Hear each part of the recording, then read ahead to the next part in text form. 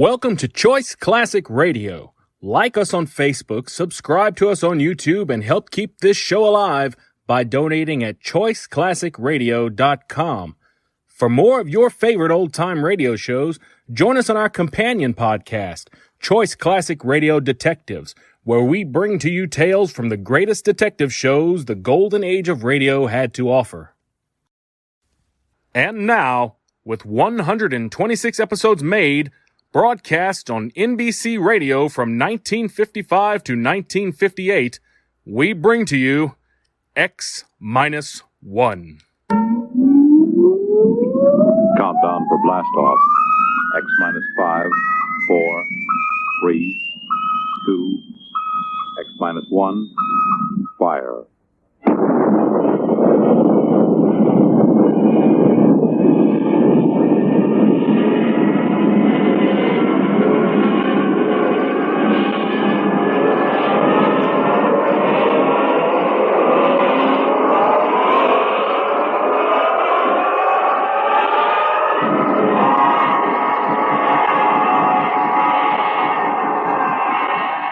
From the far horizons of the unknown come transcribed tales of new dimensions in time and space.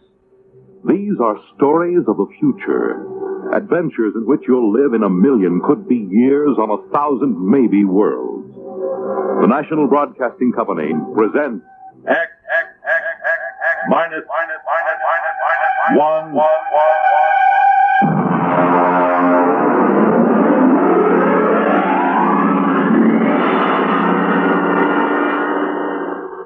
Tonight, Appointment in Tomorrow by Fritz Leiber.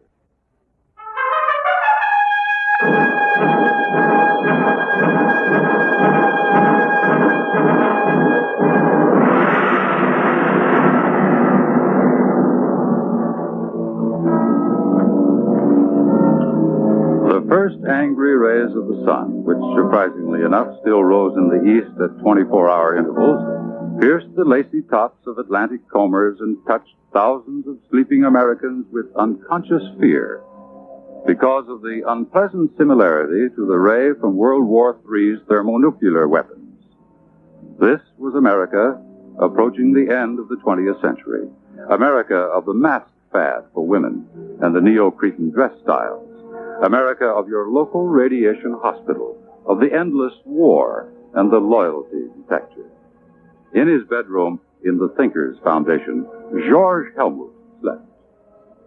Good calculus to the nucleus, adding a quantum equal to the resultant of G sub 1 prime. Repeating, the quantum... His educational sandman purred learnedly in his ear, droning tensor calculus through the night, filling the hours that used to hold man's formless fears and floating anxieties with the rigid form and anchored shapes of mathematics. Precisely at 8, the sidereal alarm went off. Oh, yeah. Ooh. Yes. Oh, shower. 96.8, commence. Under the soothing spray of the body temperature robo-shower, Helmut took a deep breath and cast his mind to the limits of the world and his knowledge.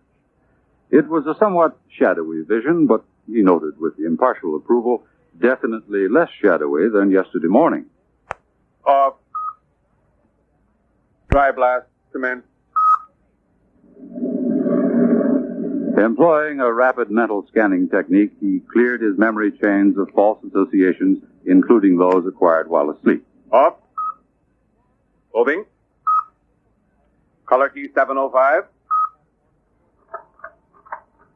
He stepped into his clothing, the severe tunic, tights, and stockings of the modern businessman. He smiled. The next big move had come to him in his sleep, as many of his best decisions did, because he utilized the time-saving technique of somno-thought, which could function at the same time as somno-learning. Attention, robo-locator. Category, rocket physicist. Classification, genius level.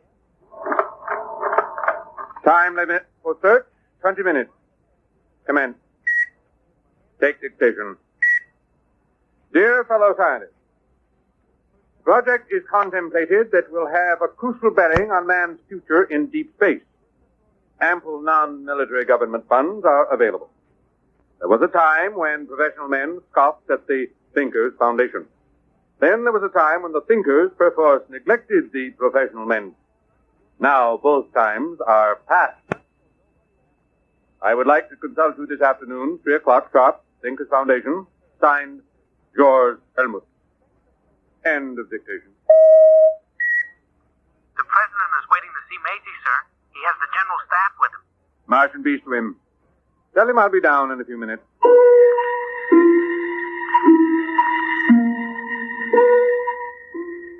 Huge as a primitive nuclear reactor, Maisie, the great electronic brain, loomed over the knot of hushed-voiced men.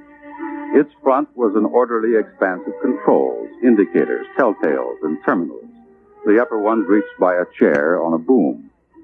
This was the machine with 1,000,000 times as many synapses as the human brain.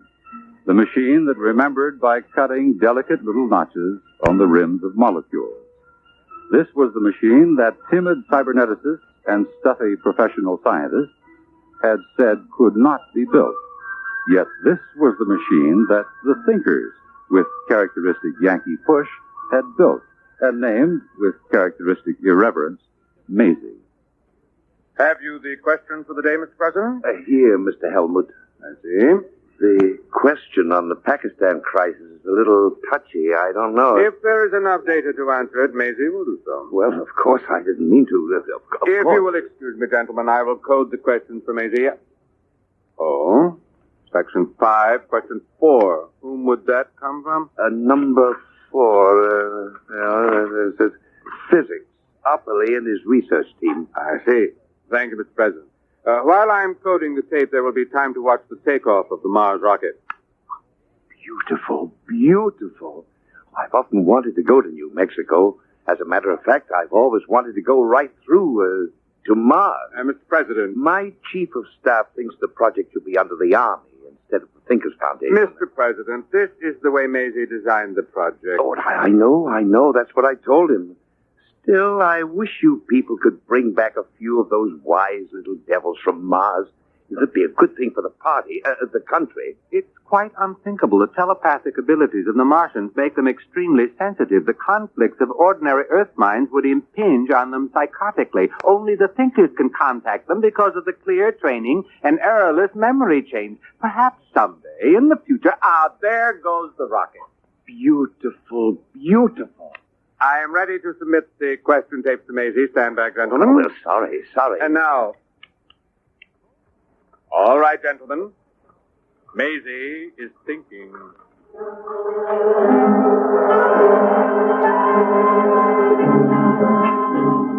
The question tape, like a New Year's streamer tossed out of a high window into the night, sped on its dark way along spinning rollers. Curling with an intricate aimlessness, it tantalized the silver fingers of 1,000 relays, saucily evaded the glances of 10,000 electric eyes, impishly darted down a narrow black alleyway of memory banks, and, reaching the center of the cube, suddenly emerged into a small room where a sweating fat man in shorts sat drinking beer. Here it comes. Get off my lap, honey.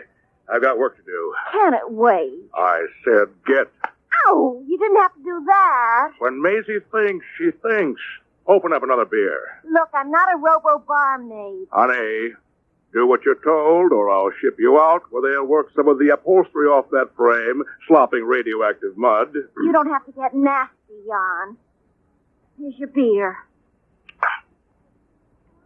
That's better. It makes you fat. I like to be fat. It makes our relationship more poignant. Pass me the questions and get over to your keyboard. You're a greasy pig. With such an attractive thing. Start taping. Boy, that dirty... What's the matter? One of the questions. Does Maisie stand for male Zell? For what? Male Zell. Does it? Look, you just keep sitting on your brains and let me do the thinking. Tape. Maisie does not stand for male Zell. Maisie stands for amazing, humorously given the form of a girl's name. Who is Maelzel? Edgar Allan Poe. Huh? It's a story. Maelzel's chess player. About an automaton that was supposed to play chess. Poe proved it had a man inside it. Oh, and they want to know if Maisie... They're wrong. Maisie doesn't have a man inside it. Just a lump of conceited lard. You could hit me with that. Look at my dress. Get me another glass of beer. I must have come from the physics section of the Research Institute. Opperly and that 8th Farquhar. We'll look into that. All right, start taping. Question 1. The midterm election vidcast should be spaced as follows.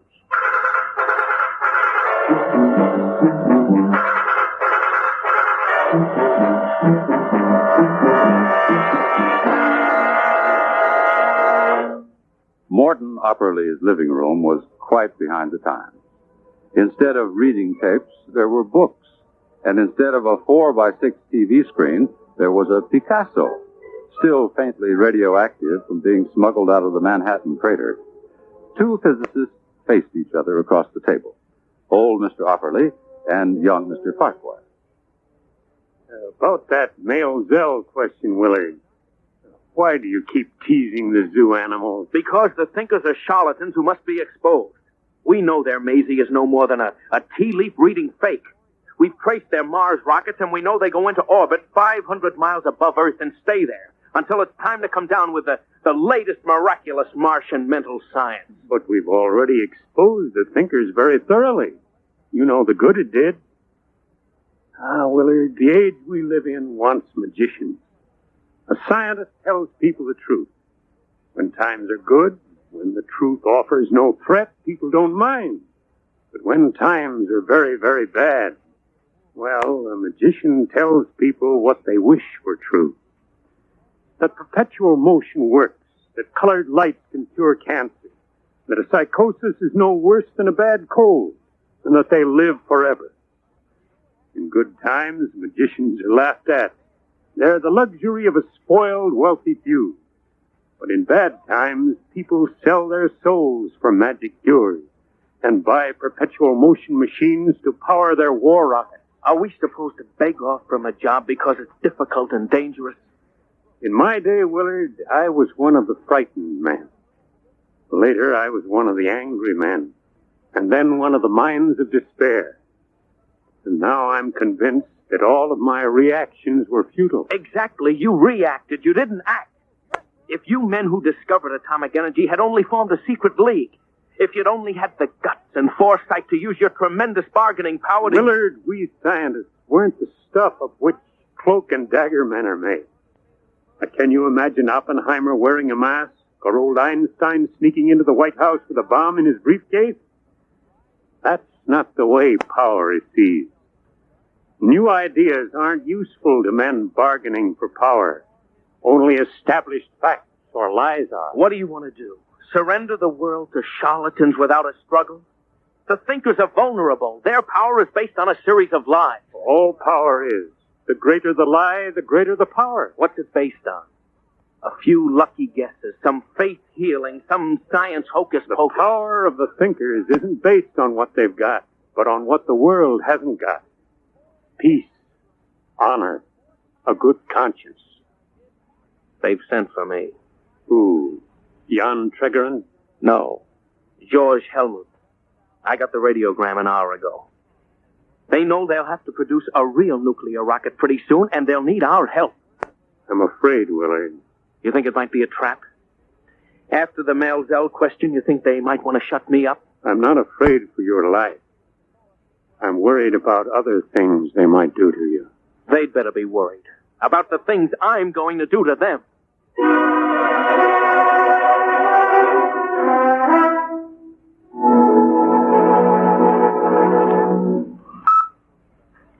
Martian peace to you, Willard Farquhar. You have entered the Thinkers Foundation. Please remain on the slideway. I want to see George Helmut. May we take your hat and coat? What the... Do not be alarmed. Invisible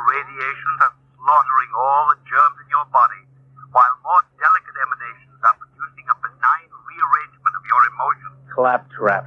I can recognize a 14-cycle sonic note when I hear one. Where's Helmut? This way, please. Helmut, cut out all this swami stuff. Where are you? I'm afraid Mr. Helmut won't be able to meet you, Mr. Farquhar. I'm Jan Tregerin. Perhaps you can have your conversation with me.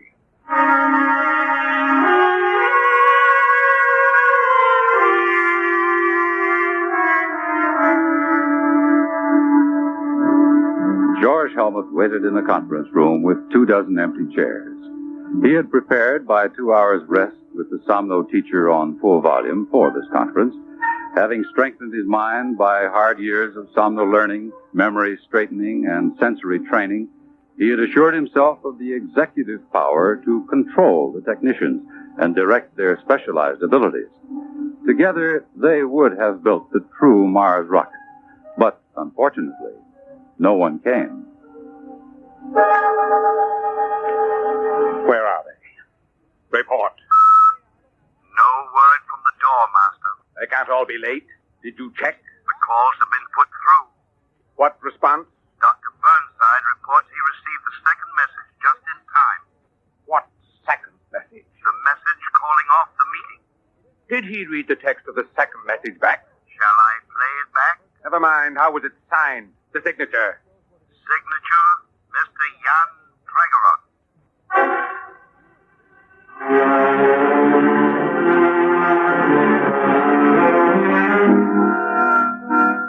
George Helmut dejectedly examined his organizational charts, and then tapping his stylo on the pad, he extended his mental aura, cleared his memory chains of error, accelerated his cerebral processes by the Haber-Gerson process he had practiced for so many years.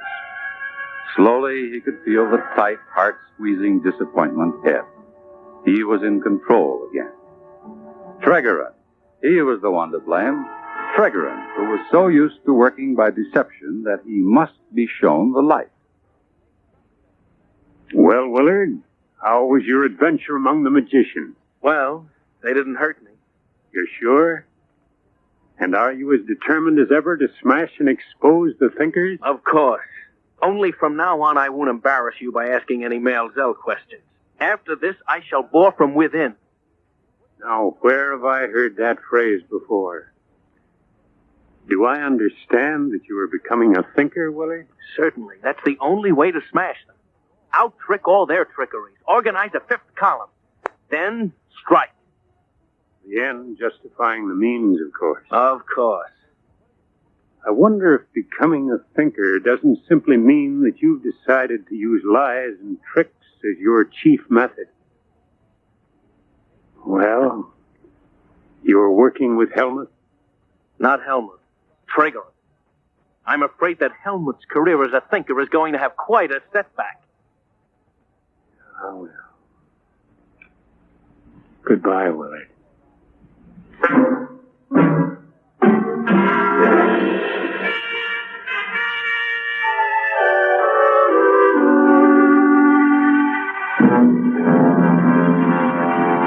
Tregerin, I want to talk to you. Shall I leave? No, please stay.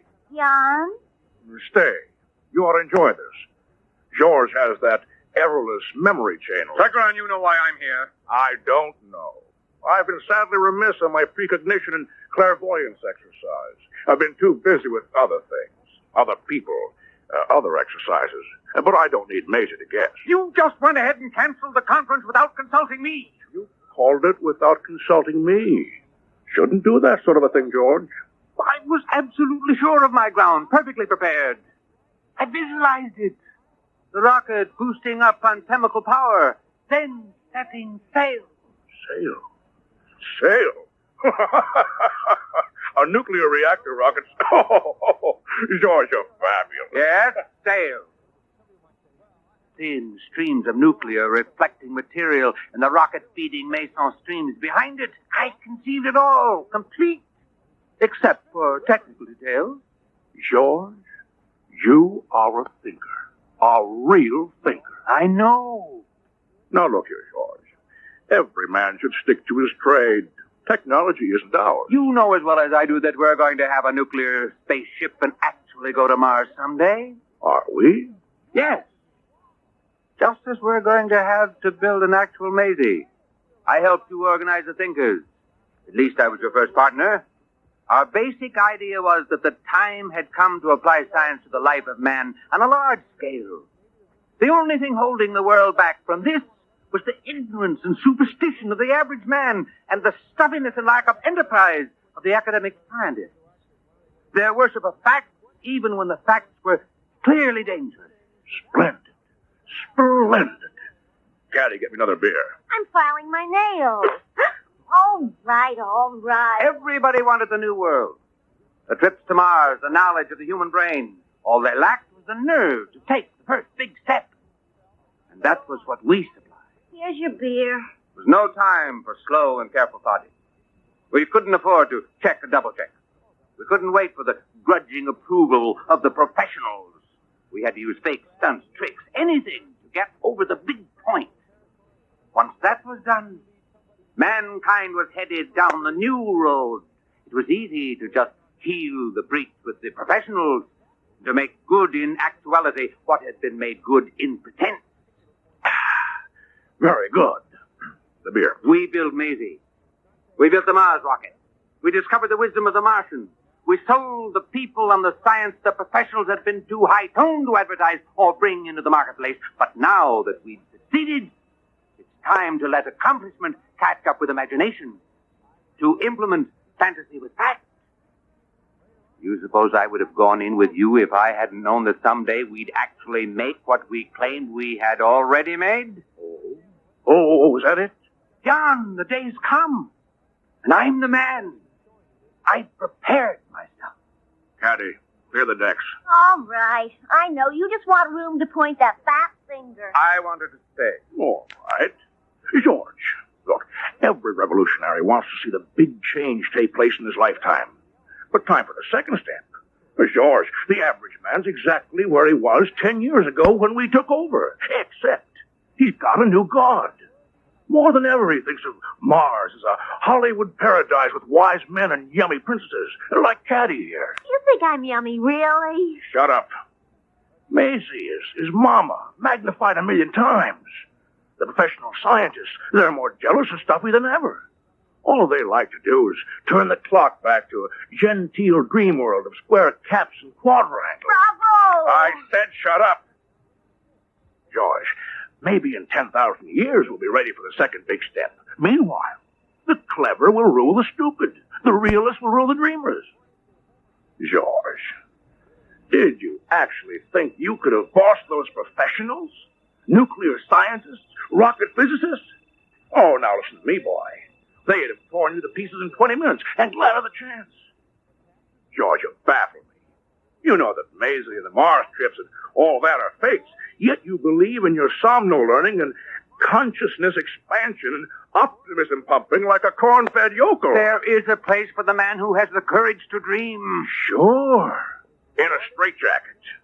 Oh, George, you remind me of those men who used to put out those lurid little magazines with Caddy's grandmother on the cover in outer space in a stripped-down bathing suit. My grandmother never... I said shut up!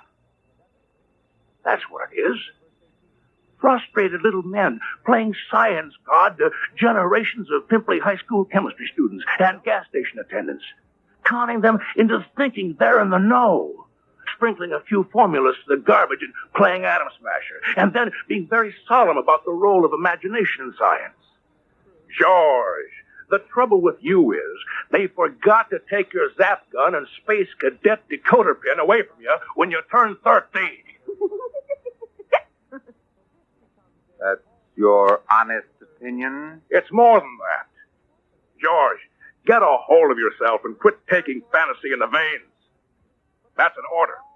Jan, the strange part of it is that I know as well as you do that Maisie and the Mars trips are fakes, but some things aren't. The human mind, Jan, is a tool that hasn't been perfected yet. There are more things in heaven and earth that are dreamed of in your philosophy, Horatio. Who's Horatio?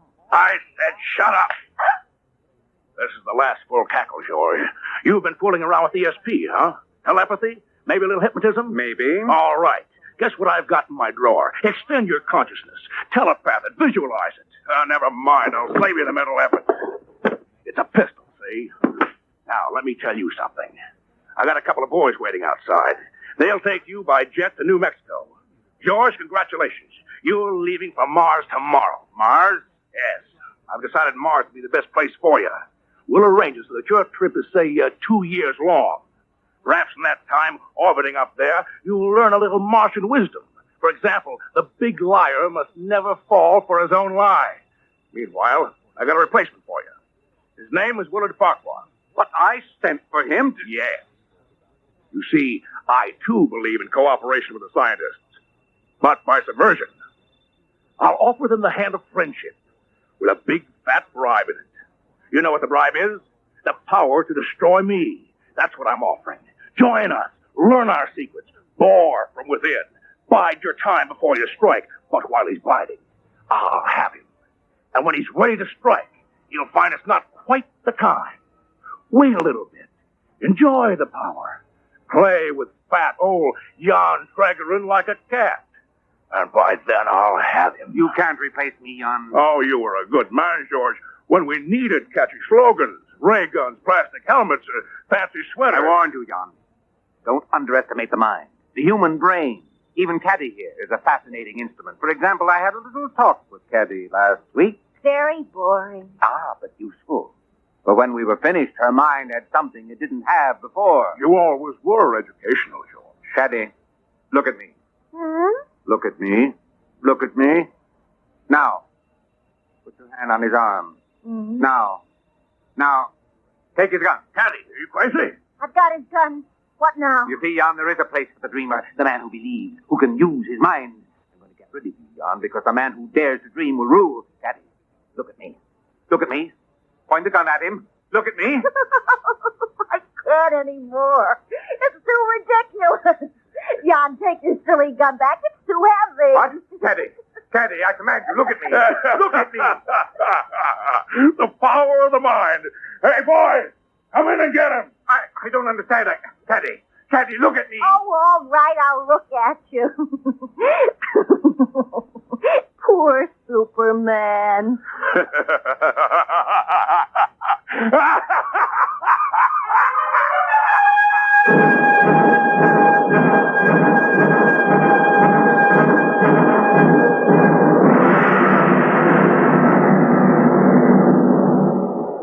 Tonight, by transcription, X-1 has brought you Appointment in Tomorrow by Fritz Leiber and adapted for radio by Ernest Kinoy.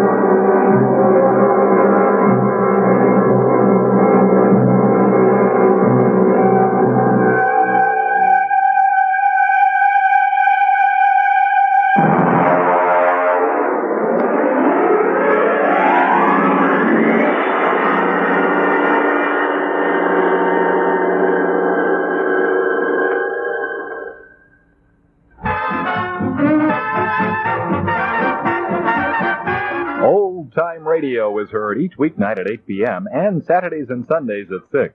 Tomorrow night, listen for The Life of Riley at 8, followed by Have Gun, Will Travel at 8:30.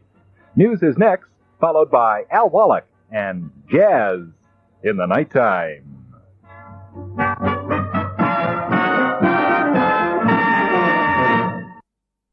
That concludes today's episode. We'd like to thank you and remind you to donate at choiceclassicradio.com. Remember, your donations make episodes like this possible.